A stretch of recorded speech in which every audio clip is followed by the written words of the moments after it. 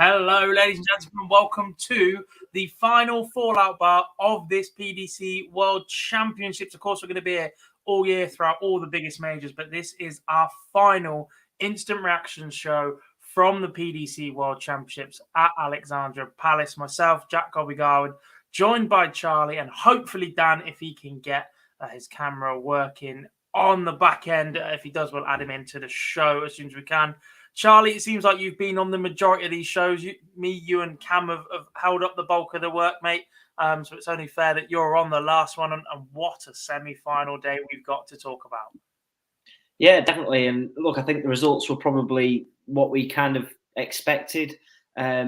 But the drama was incredible. I mean, you know, Michael Smith is going from strength to strength at the moment and is proving a lot of people wrong. And that last game was exceptional. To break records in the way that it did, and for Peter Wright just to hang on in the end, it was it had everything in it. But we've got an incredible show to talk you all through to look ahead to tomorrow's final. Yeah, we do indeed. And what a final we have in store. I presume that you know everything that's happened up until this moment if you're watching this show, because it's an instant reaction from this evening. But obviously there will be a different name on the Sid Waddell Trophy this year. Not necessarily a new one, Charlie, before the start of the night, but most definitely a different one. Gerwyn Price defeated last night by Michael Smith in thrilling fashion, including that 9-darter hit by Gerwyn Price. And of course, he's been talking a little bit on social media once again. Today, he's been suggesting that we move the World Championships around. Not really sure I agree with that one. No, I don't agree with that one at all. I think he's bitterly disappointed, isn't he, about the performance, and you know, that he's just hanging on to something that probably doesn't need to be talked about now. He just needs to move on and start his preparations for 2022. But look, Michael Smith he's in incredible form at the moment, and it's a result that you could see coming. It is indeed. I mentioned who else has joined us throughout the week on the show. Cam, we've had Luke. He's from the Northeast. You think you are. This man truly is from the Northeast. Dan, for the first time in 2022 and for the first time in this World Championships. Hello, buddy. How are you? Happy New Year. Happy New Year. I'm very well, thank you. It's absolutely remarkable to finally be back. I can't believe we've managed to get to semi-finals night before I've made it onto a show. I've been lucky enough to holiday both sides of Christmas, which I don't want to brag about, but just drop that one into the conversation, Dan. It's somewhat taken me out of proceedings. So it's been, after watching most of the tournament hunched over an iPad on really poor Wi-Fi, it's been amazing to finally sort of sit in front of my TV or on my sofa and enjoy a really, really good night of darts and be back with you all to chat about it. And that's exactly what it was, by the way. A really, really good night of darts. Let's get straight into the action. I'm a little bit conscious of how late we have started the show tonight, but we're no doubt going to sit and chat about these a fair bit.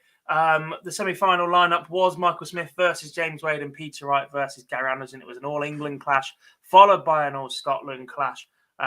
We started with the England clash. Maliki says it's Dan who's miles ahead of me in the online darts fantasy Premier League. Maliki, I think everybody's miles ahead of you, which, by the way, we're going to get onto shortly because, spoiler alert, I think I'm about to win it. Not that I want to brag. I'm currently in 5th place, but I've looked who's above me. I've looked who's left. I've looked triple captains-wise, and I think I'm about to win this. So, so are you talking about darts? Are you talking about fantasy darts? Is he on about the football? Oh, yeah, you're a tryhard in the football, though, Dan. We know you are. See, I'm smashing that, mate. I'm all over that one. It's in the bag already. 5 months out. Like Man City's wrapped it up at Christmas. Before we do talk about the action, let's say hello to a few people in the chat room. Dan says, "Hooray, lad." Jamie says, "Hooray, lad." Tug says, "Dan, my favourite." You never say that to me, Tug, and you just sent me a message on WhatsApp, so I see how it is. Cheese is in. He says it's Dan the man. He also said hello to all of us a little bit earlier on. I'm just scrolling back. Jack Nolte is in. Tommy Tornado is in once again, as is Brandon, Jacob, Matthew Macy.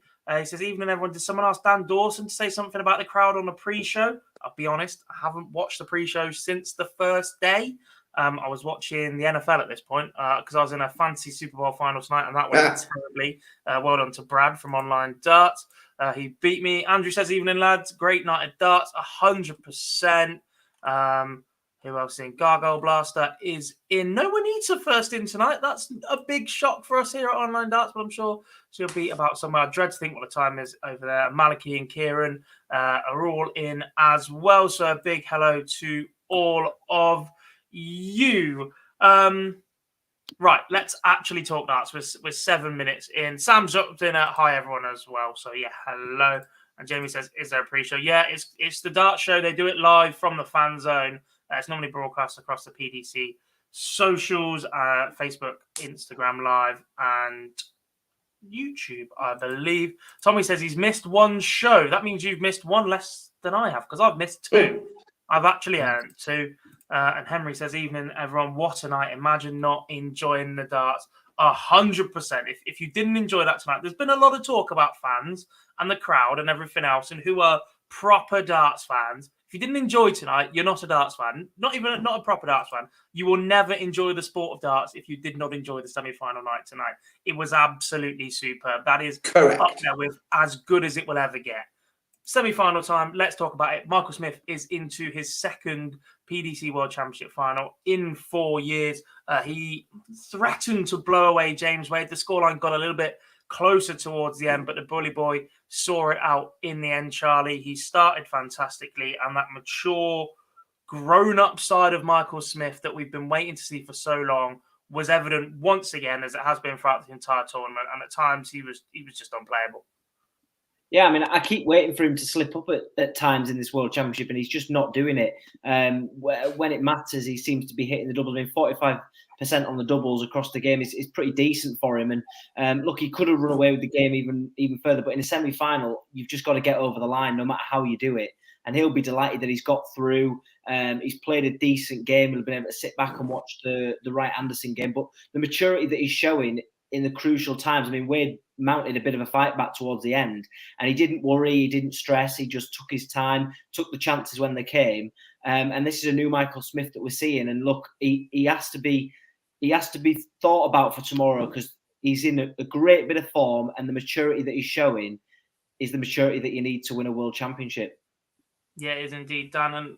And he was superb. He did get a little bit edgy towards the end, perhaps, but that's expected when you're looking to go deep with all the heartbreak that Michael Smith has been through. But this is the first time I've had the chance to talk to you. He just looks different this time, doesn't he? There's a different feel about him. Yeah, and I suppose I'm a big Michael Smith fan. And I think when you've watched a lot of Michael Smith, you almost wait for that part of the match where you think, well, when's he going to wobble? When's he going to wobble? I know he's going to wobble. When's he going to come? And tonight he looked completely solid.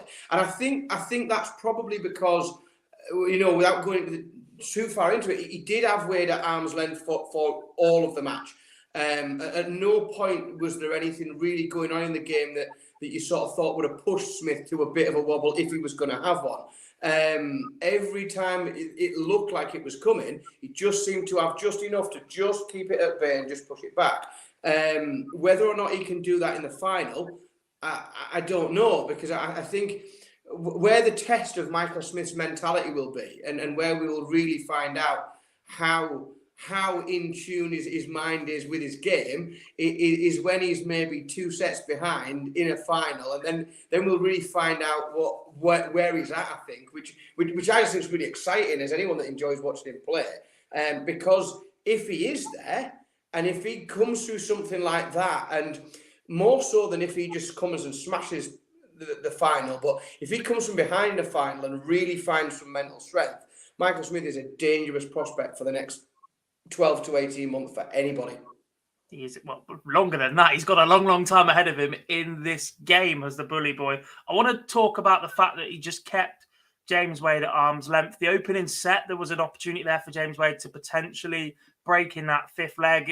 The difference in the averages at that point was ridiculous. But James Wade kept doing what James Wade does. Only he could have got an attempt to have a crack at Bully Boy in that fifth leg after being absolutely miles behind. He picks up the third set, and you're like, maybe here we go again. But the fact he was 2-0 up and then 5-1 up says pretty much everything about Bully Boy tonight, Charlie. Every time he sensed that danger, he snubbed it out. James Wade was one more set away on that comeback from making things really edgy. Smith sensed that moment and took the match out in that same sense as well. Yeah, and at these crucial moments of the tournament, you need to keep that distance because your game is natural. There's going to be dips because it's a long set. It's a long set format. We saw that tonight as well with Peter Wright. It's a long format. There will be dips in the game, but just that he kept that distance, he had the 1, 2, 3 set advantage that he had over James Wade meant that he could afford that. But he still kept mentally strong. He was putting the pressure on Wade, and those averages in the first couple of sets were incredible. A 119 average in the second set, that's blown Wade away. And then he comes in with a 110 and doesn't win the set. So the quality was there from both of them. And on another day it may have been different, but he's not squandering as many doubles as he used to, and he's not offering the chances that he used to. And that's why he's been as clinical as he is, and that's why he's sat in the final ahead of tomorrow. It is indeed. And Dan, that scoring power that Michael Smith possesses, just that raw ability. It's 59 180s in the tournament right now. He is 12 away in the final from matching Gary Anderson's record in the tournament of 71 180s. Surely, even if this game's over 7-0, he's going to get an opportunity in 21 legs of darts to throw 12 180s. It's just what Michael Smith does. He's going to come close, isn't he? Gary Anderson could be losing 2 180 records in 24 hours almost. I think they're tumbling. I think, my money would be on him to break it, win, lose or draw. I think, even if he doesn't get over the line, I think that record is absolutely going. And that's what he does. His scoring power is absolutely ridiculous. And the way that he throws those darts, the speed he puts them together, and that's what. And it is exciting, and I think that's why I think we're in. It would have been amazing, I think, to see a Gando Smith final tomorrow and the pace that would have been played at. But I think Peter Wright isn't a slow player, and I think that the scoring power of Smith and the speed of Smith makes for a really exciting game tomorrow. It does indeed. I'm just trying to work out how many 180s Peter Wright is on. I think I've just got him to 54 without seeing how many he got in his second round game. So he too could be about to have a crack at that if he puts in a similar performance that he put in this evening. We will touch on that record though very, very shortly indeed. Gents, a word on James Wade. It has not been his best tournaments performance-wise that you're ever going to see from the machine. He looked a far better player when he won the UK Open earlier in the year. He doesn't really enjoy the event. He doesn't enjoy the format, and he's never really got on with the venue either, ever since that colossal comeback from Adrian Lewis over a fair few years ago. You feel perhaps that this was his chance to break that hoodoo, to get into a world final that a career of his stature deserves. I don't think anybody can deny that, Dan, but it just fell short once again to a player whose scoring power was the massive difference. Yeah, I do, and I sort of think, this was probably his biggest chance. Looking at who's left in the tournament and looking at the way the draw opened up, I think a lot of people said within 3-4 days of this tournament, the draw immediately started to open up for James Wade, and everyone sort of thought, well, this is his biggest chance. But then at the same time, if you look at how he's played and you look at the sort of the performance he's put in, which in terms of what he's capable of, and nowhere near, it's been a sort of bang average version of James Wade that we've seen for most of the tournament. And then I sort of think, well, is there a more James Wade thing to do than to bang average your way through to a world semi-final, just playing all right, and then get into the set and that. So I sort of think, well, yes, it'd be it's lovely, isn't it? As a darts player, it's great to see, because how amazing would it be to restart the debate about the greatest player not to win a world championship? We could have that all over again, couldn't we? We could do that for we could have all next year on that if he'd managed to win one this year. But I just think it's the most James Wade thing ever to just grind a semi-final out, playing absolutely bang average, doing nothing particularly exceptional. But he's going to, barring something really exciting tomorrow, he's going to sort of maintain his ranking. He's still hovering around that top 5 mark. He's going to be well seeded into tournaments for next year as ever. You know, he's still there or thereabouts. And as long as he keeps popping quarterfinals, semi-finals, he's still going to be there. And you do think with James, it's only a matter of time, isn't it? It's got to be, surely, a player of that. It has to be, but we said the same about Terry Jenkins. We said the same about Mervyn King, Dave Chisnell, Michael Smith for a long, long time. He's going to get his shot tomorrow. Just a little bit concerned that perhaps it might not happen for the machine. You look at the youngsters coming through now. I've been massively impressed with Callum Ridds, Bradley Brooks, Willie Borland, Luke Humphreys, Dimitri Vandenberg. A different breed of darts player right now. And perhaps the opportunity for James Wade to lift that Sid Waddell trophy may have come and gone. Charlie, I guess one more thing on the machine before we hear from Michael Smith about his performance. There's been a lot of talk about potentially going in the Premier League, especially not in our WhatsApp, and the persona and the character that James Wade is not being entertaining. But there is more than one way to win a darts match. Mark Selby has proven that in a game of snooker as well. Not everybody has to be the flash, gung-ho, chuck in centuries or ton scores, etc. to go and win games. And because of his ranking, because he won the UK Open, he still has to be there, doesn't he? Even if Michael Smith wins the title tomorrow and James Wade drops to world number 5. Yeah, 100% he does. And I think some players are a little bit different to others. As if we look at Michael Smith, we look at Peter Wright, who are big 180 hitters. They are box office players that people want to see, but James Wade does the business. He gets the jobs done. You know what I mean? It's like in football when you win 1-0. Well, it's the same thing. You're through. You're winning games. Even if it's not the greatest to watch, it's still getting the job done. So I think James Wade deserves a spot in the Premier League. He's in a really good position to do that. And look, he continues to be one of the best players in the world. It's just that he doesn't set the world alight and everyone doesn't love watching him. He's still doing the business, and that's why I think he needs to be in the Premier League when they announce it. He is indeed. Phil Bars will be very, very happy knowing that Michael Smith is in the world final, though, and that pretty much should get the man into the Premier League lineup himself. He's been calling for it all year. We're now a bigger fan. He is of Bully Boy. Let's hear from Michael Smith then in his post-match press conference. Without Gary, I'd probably work in a factory or somewhere. I was playing the PDC for 2 years before Gary, but I wasn't ever playing UK Opens. My mum and dad had 5-6 jobs, and I think back then it was £75 or £100 to enter a tournament. And if you're playing 6, it's £600-700 plus your hotels plus everything. And then I think I broke both my hands Christmas Eve. That was a while back. When I was 19, I come back and I won my first tournament. And I was like, get in. But I went out and bought a car. I thought, we need this. We need the car to do it. And then Gary asked me, he said, can I take over? I was like, yeah, of course you can. So he paid all my entry fees, which was like about £5 or £6 back then. And I went all over the world. I did everything. And yeah, without him, I know I put all the work in myself. I never practiced with Gary. It was only when we went like Minehead or something, and he obviously lives close to that. I put all the hard work in myself, but without his funding and stuff like that, I don't think I'd be enough. To play him in the final would be great.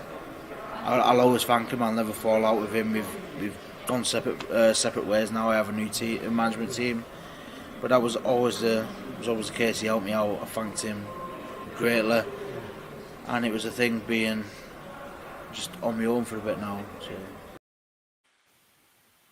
Interesting words from Bully Boy. Clearly an awful lot of respect between the two. But I think actually maybe fortunately for Bully Boy, he will not take on Gary Anderson in the PDC World Championship final. We've seen what happens when you give your opponent a little bit of respect in that final. Peter Wright doing it to Phil Taylor, most famously at the match play in Phil's final ever trip to the Winter Gardens. Bully Boy will in fact take on the former one-time champion of the world, not two, Peter Wright, after an absolute classic encounter between the Scottish teammates, or former Scottish teammates, obviously Gary absence from that World Cup team this year.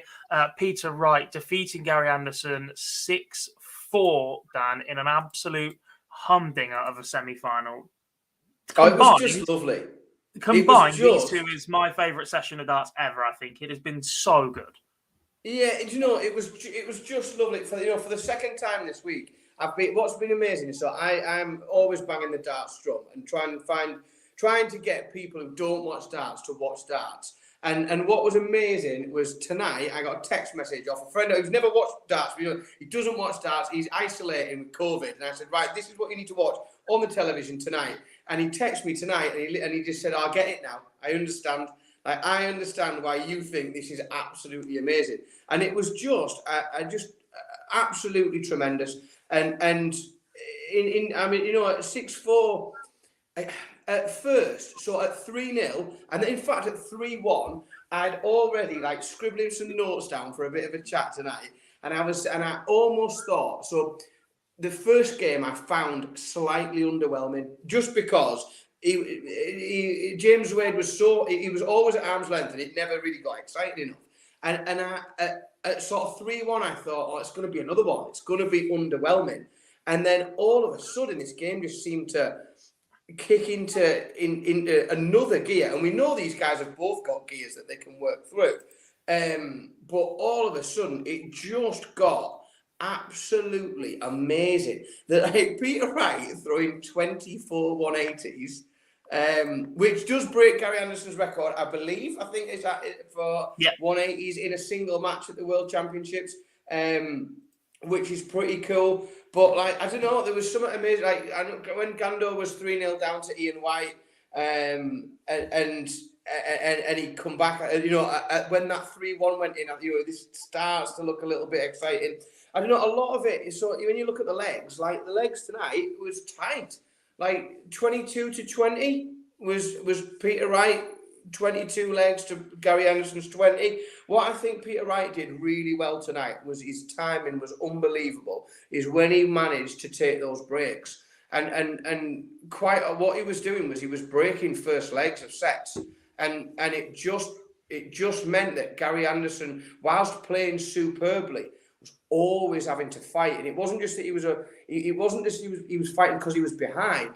It's just that when Peter was breaking early in sets, it was always an uphill battle for Gary, even playing the level he did. But it made for an absolutely tremendous game. It really did.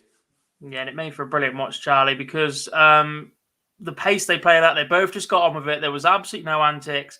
Look, Wright is not the fastest player in the world, but he plays at a very rhythmic, metronomic rate. Gary Anderson's action looked $1 million tonight as well. And like we said, the 180s were absolutely flowing. Possibly my favourite tweet of the night, or two tweets, are from Matt Edgar. Now, we don't tend to give him a lot of credit on this show, but he put 37 180 so far. Someone get George Noble a throat sweet, who also his voice cracked during one of them. I found that incredibly hilarious. 40 seconds. It took 40 seconds for this tweet to be updated by 2 more 180s. That was the standard tonight. It took 40 seconds to go from 37 to 39 180s in a match of darts. That's ridiculous. Yeah, I mean, I think it took the crowd quite a while to get into this game and to warm up to both the players. But once the game started to kick into gear, this was unbelievable. And George Noble, some of them, I don't even think he managed to tell the crowd what the players were on, because they were so quick and the momentum was. There was such a momentum shift that they were at the hockey straight away. They were throwing the darts. The game was done. Next game, it was brilliant. And the shift between the two players for Peter Wright towards the end to show that he was looking like he was fatiguing a little bit. Could we see a last set? And then he just managed to get over the line. But fair play to Gary. That was some performance from him to match Peter Wright and to turn up like he did when he could have easily, been blown over after being 3-0 down. To come back and to keep him with it winning the game was exceptional. But the 180 hitting was brilliant. And it wasn't a case of Gary just sort of bowing down and saying, well, he's just going to throw him off. He actually matched him on a lot of occasions. It was just a couple of 180s here and there that he didn't manage to, but that was exceptional. And, if Peter Wright can bring his 180 hitting with Michael Smith tomorrow night, we could be seeing for more records being broken. Yeah, this time last year, we were sat here discussing Gary Anderson having a few pops at Wayne Mardle throughout his conquest to yet another world final. Obviously, he lost that to Gerwyn Price, told everybody he was going to go away, worked really hard, he was going to stick around for a long, long time. The performances and the attitude throughout the year haven't really backed that up. But the minute he's rocked up to the Alexandra Palace, he's looked like the old Gary again. The action for the quarterfinal and the semi-final, I don't think I've seen Gary Anderson action look that good since about 2016 or 2017. It was absolutely unbelievable in full flow. And you just wish right now that he took the rest of the tour a little bit serious for a couple more years. We understand he's a family man. He has different priorities in his life. But just give it a couple more years and then those priorities can be yours for the rest of it. You won't have to worry about the dart side of it. Just imagine every venue, even Barnsley Metrodome, is the Alexandra Palace and just turn up and beat people for fun because he's so good at it. He just wants to play darts, Scott. Yeah, but there were times this week when I genuinely don't think he wanted to play darts. Well, I think it's... I don't know. Sometimes I think there's a lot of... I think sometimes he wants to... He doesn't realise how much he wants to win sometimes until he's actually in a game. I think Gary Anderson walks to the stage not knowing if he really wants to be there or not, and it goes sort of going through the motions. And I think he almost needs to be a few legs in before he sort of thinks, and I don't know if he really wants to win or if he just doesn't want to be beaten. I think that's, I'm not sure where his inspiration is. I think there's an element of it that I'm not even sure he's that bothered about winning. I think sometimes he gets in a match and he just thinks, I don't want to lose this match. I don't want to get beaten. I'm on the telly. I'm not going to get beaten on publicly. So I'm going to beat this guy.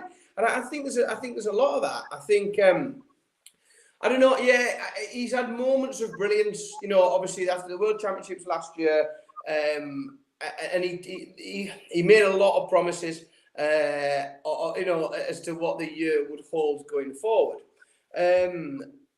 I think, I don't know. I think he's probably pretty happy with the year that he's had, because he's not too fussed. I don't think he's going to be too gutted. I think he'd be happy as Larry with the semi-final, and he'll go off and do what he wants to do. He'll be fishing this time next week. Happy as Larry. He's a happy man, isn't he? He threatened earlier in the week that if he misses holiday, people are going to be in trouble. Interesting stat that Phil just popped up for us. Gary has won 1.3 million just at the World. He also this evening hit his 500th 180 at the Alexandra Palace since 2010. In 12 years, okay, the man's only ever not been past the last 32 once, but the depth he goes gives him so many games. But you think how often, if his record is 71 180s, in a tournament, but he's hitting 500 in 12 tournaments.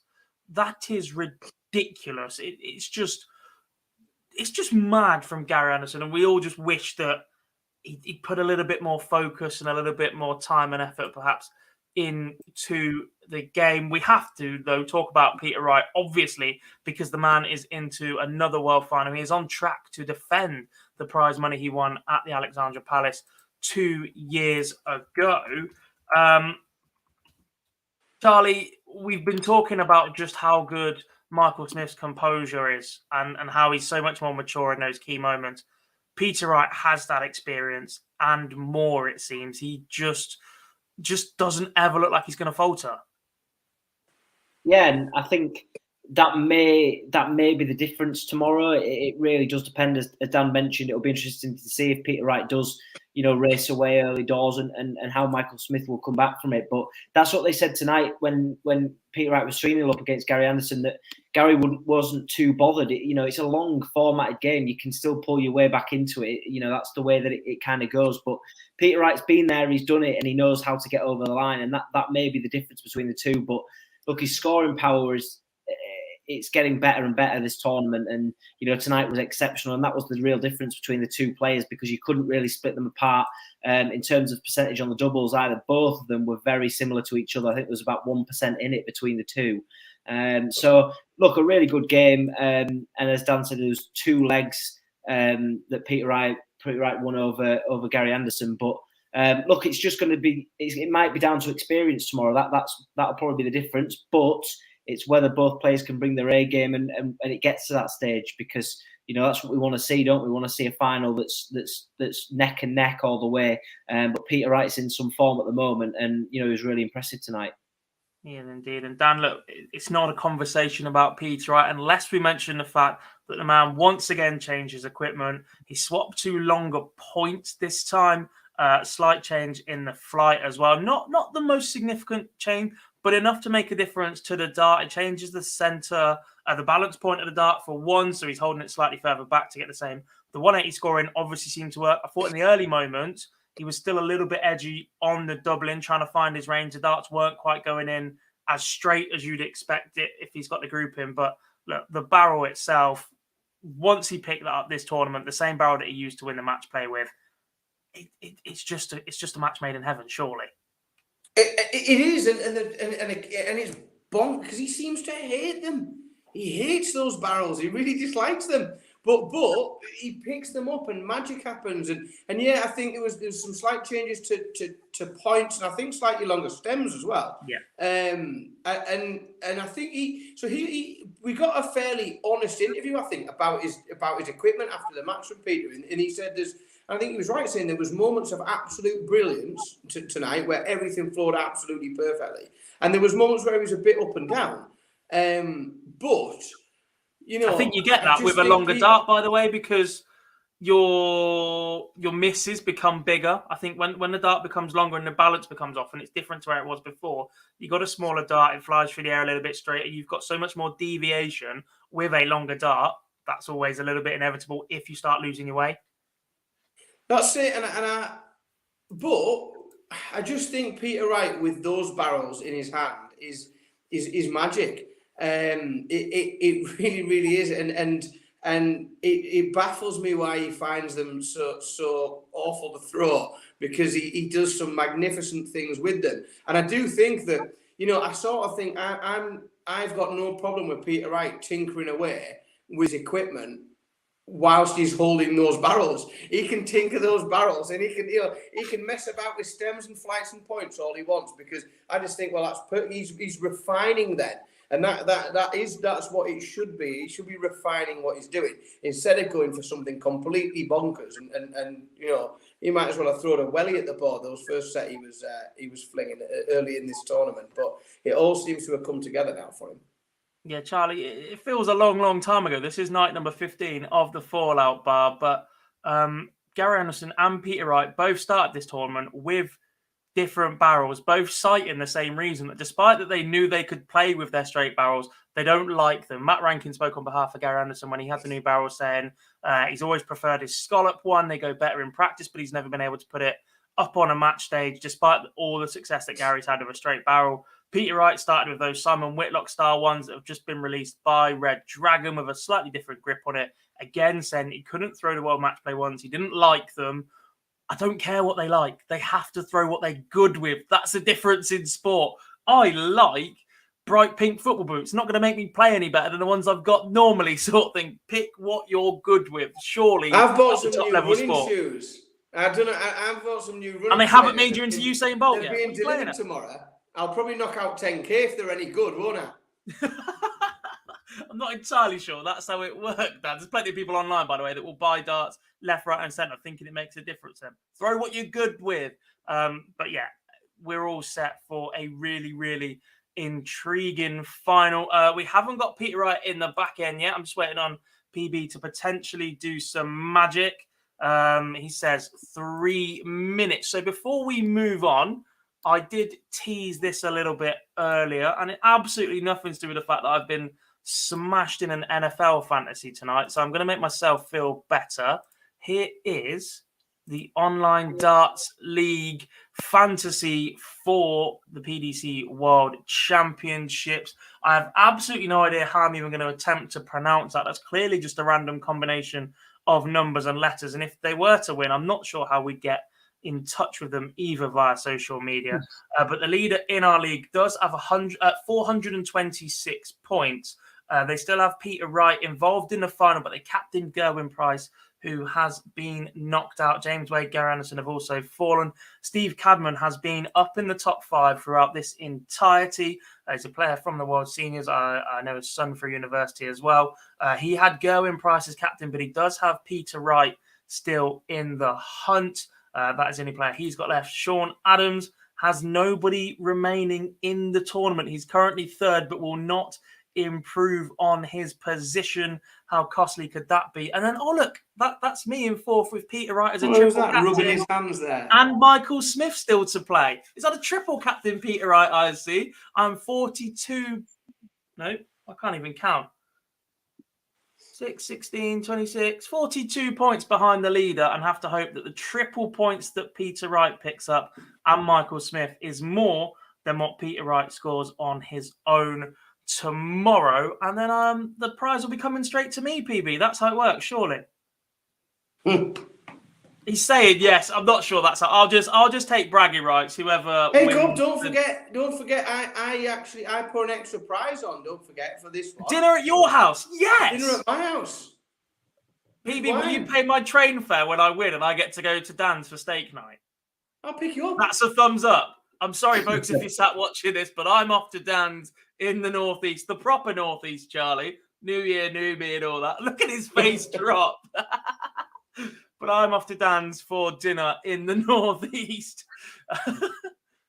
Off to Dan's for a Parmo.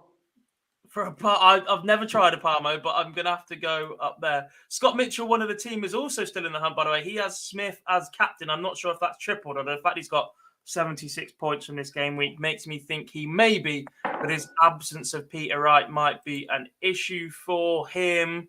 They've just got Peter Wright. They've got Peter Wright and Michael Smith, but obviously start behind. I'm just trying to look if anybody has... Charlie, how have you only got 2 players? Did you not make any adjustments this week? Oh, mate, I couldn't log back in for some reason. So I haven't been able to find out how I'm doing. Oh, well, you're currently 10th from 362. You have Peter Wright, you had Gerwin Price as captain, and you've only had 2 players. Mate, to be fair, I think 10th is not a bad effort. Yeah. And then Liam, one of the team also, is just 2 points behind you, but he does have Peter Wright to play tomorrow as captain. So it looks like he's going to overtake you. Can we spot anybody else? Tom Beresford, a very good journalist. He's in 18th. Philip Wolf also. We've borrowed plenty of his stats over the years. Oki Balboa. Juanita's in 29th. There was only 4 points difference between me and Juanita at the start of this third section. And there's Lee Boyce. Look, a quick mention, by the way, to Lee and Cam, who were both in the venue tonight as fans. Of course, Sky Sports Boyce was seen on the big screen. That man absolutely knows how to get on camera. Just wear a hideously garish shirt. But he did have the online darts face mask on also, so we'll let him off. Cam was sat at the back of the venue also. I hope you both had a fantastic evening. I know that Cam had cracked open a bottle of champagne on his train journey at about 11 o'clock this morning, so he's definitely had an enjoyable day off the back of a big win yesterday. I have just been told that Peter Wright is uploading, folks, so here we go. We're going to hear from Peter right now in his post-match press conference. A reminder that the interviews are available in full on our YouTube channel. Head there after you've watched this show or listen back, and you can see them both in full. This is Peter Wright in his post-match press conference. It was just down to practice and obviously and getting fat and too much weight and everything. It's just like a build up of liquid underneath my kneecap, and I've just felt it. Yeah, it wasn't comfortable the other day. So I just lucky enough, I brought one of those knee straps with me that I've used in the past because it's played up before, and I've just had it on throughout that all afternoon today and for that match, and I've still got it on now. It's on fire at the moment. The fact that Peter Wright has just pulled off that performance with an inflamed knee of 104 average, 42% on the doubles, and 24 180s is quite frankly ridiculous as an injured man. Gents, let's then look ahead to tomorrow. It is Michael Smith versus Peter Wright. A first world title for Michael Smith, or a second for Peter Wright, that will keep him firmly in the hunt, by the way, for the world #1 spot. A title tomorrow for Peter Wright would put him £15,000 behind Gerwin Price. a figure he can catch up by the end of February, I believe, due to Pro Tours. That would be very interesting indeed. If not, he would remain £300,000 behind, and you'd have to wait most likely for at least the match play, if not beyond. Best of 13 sets. Charlie is the one that's been here throughout the majority of the tournament. I'm going to come to you first. Who lifts the Sid Waddell Trophy? It's a tough question. It really could That's go why either I way. ask him, mate. We're not here for an easy ride. And to be honest, you always do this. Every single time I get the short Why straw. are you surprised? Why are you surprised that I'm asking you the question? I'm not even surprised, to be honest, anymore. So yeah, I think it's going to be. This could go either way. I just think the experience of Peter Wright in the final may just have too much over Bully Boy. I'm going to go with Peter Wright to win 7-5. But having said that, I wouldn't mind Michael Smith getting over the line as well. Really, for me, this is a win-win because I like both players. I just think Peter Wright might just get over the line and he wins it 7-5. Yeah, interesting what you said there, and I'll touch on that in a minute. I'll ask Dan for your prediction first. How do you see this one going?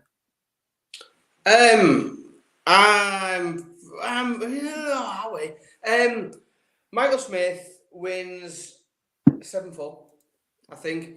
If I'm honest, I think he goes ahead early.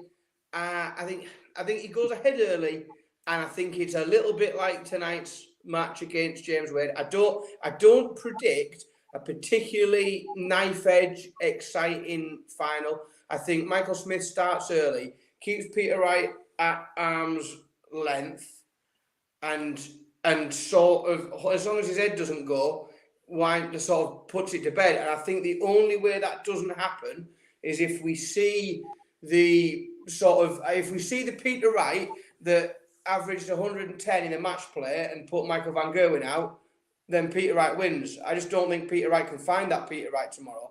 And I think Smith just outscores him. Interesting. I like the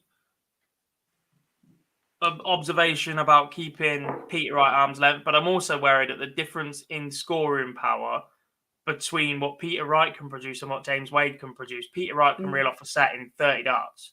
A little bit extreme, that'd be 3 10s, but less than 35 darts. I'm not really sure James Wade has that in his locker at the minute, and Michael Smith might be caught off guard a little bit by that. We saw James Wade hit back with a couple earlier. Yes, he responded pretty quickly, but if somebody takes a set off you averaging it with 35 darts instead of James Wade doing it in 46, 47, taking you to every leg in the set where you're still in with it. If someone blows you away in a set, it can be a little bit difficult to find your feet and respond, especially in a very, very big occasion. I do want to touch on what you said, Charlie, about it not bothering you who wins. And I think I'm very much the same in this. I think I was since last night, actually. Once the final four were there, look, we try to be as neutral on this show as possible. Clearly, we have players that a lot of us watch or are fans of. Dan, I understand that your son is now a James Wade fan, and I couldn't be prouder of the little lad after his heartbreak with Duzza throughout the year. I know you're not too chuffed with it, but he's more than welcome to be a house guest. He's 6. He couldn't care less. As soon as he got beat, he binned it. He's upstairs. See, he's gone tonight. Before he's gone to bed, he's combed his Peter Wright wig, ready for tomorrow. I'll let him have that. He supports whoever's winning, lad. Don't you worry about that. But back to the point before I started bragging about the fact there's another one in the James Wade club. Even from the final four, I think this lineup had very much a feel of, is it Michael Smith's time? If he doesn't win it tomorrow, will he get back there? The exact same with James Wade and the legacy that perhaps he should have had. Gary Anderson, his record here is fantastic, but we know how easy he can just switch off. Will he ever get back there again? Would a win tomorrow have put him in the conversation of the top 5 all-time greats? I think he's already very much there, but would another world title tomorrow have put him in a conversation possibly even above Michael Van Gerwen for that conversation? And Peter Wright, again, not getting any younger, but it does make the battle for world number 1 next year very, very interesting. All 4, I think, are quite likeable characters. Some will disagree with at least one of those, if not a couple. But I'm very much at that point where the issue I've got tomorrow is not picking a winner. It's I don't want the other person to lose. And I think that's been the same since the Final Four announced. I didn't want there to be a loser in the final because I'm just not sure where they're going to get. That being said, obviously I do have to give a prediction. That's the way this show works. Michael Smith has looked set for it to be his time throughout this entire tournament. But I don't think it will be. I think it'll be yet more heartbreak for Michael Smith. He has looked superb. He's looked brilliant. But I still, look, the experience, the scoring power that Peter Wright can then match with. And I just think he's got that little bit more, the experience he's got of staying calm in that moment. Michael Smith has shown it in this tournament all the way up. Beating Gerwyn Price under the most intense pressure in the quarterfinals was superb. But that wasn't a world championship final. And there's a difference. There's a level to it. And the scar tissue that Michael Smith has from losing in finals that Peter Wright had before he finally got over the line in spectacular fashion against Michael van Gerwen a couple of years ago. Don't get wrong, Michael Smith could 100% go and do what Peter Wright did a couple of years ago, but I just feel like Peter Wright, I just got that air about him that if things start to go wrong for Michael Smith, Peter Wright could run away with it very, very comfortably. So I'm going to say Peter Wright wins. I think he wins 7-4, although, again, the issue I've got is if this goes to a last set and one of them loses in a last set, because neither of them will deserve to lose in 13 sets, it'd be great for us to sit and watch the action for that long and every other record that would go. But one of these two losing in a final set would be absolute heartbreak for them. So yeah, that is our predictions. Phil, you're in the background. Give us a little type into chat who you think will win the World Championship. We know how much of a Michael Smith fan you are. I can see you trying to get the screen up.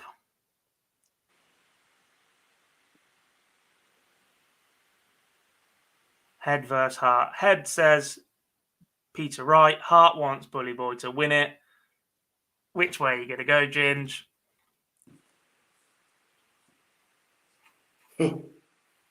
Smith 7-5. He's gone Heart. Of course he has. Phil Buzz, the big softie that he is. Hello to our friends, by the way, from the Weekly Darts Cast. Who said, I think Smith gets 2 TV titles next year, 2023. And then you did correct yourselves. You said this year. Rather, it has been a great show as always, guys. You've absolutely hit the nail on the head now. And Craig just snuck in with one more prediction. Smith 7-5. Boys, it's been an absolute pleasure and honour to sit here and discuss with you one of the greatest sessions of darts that I can remember as a fan.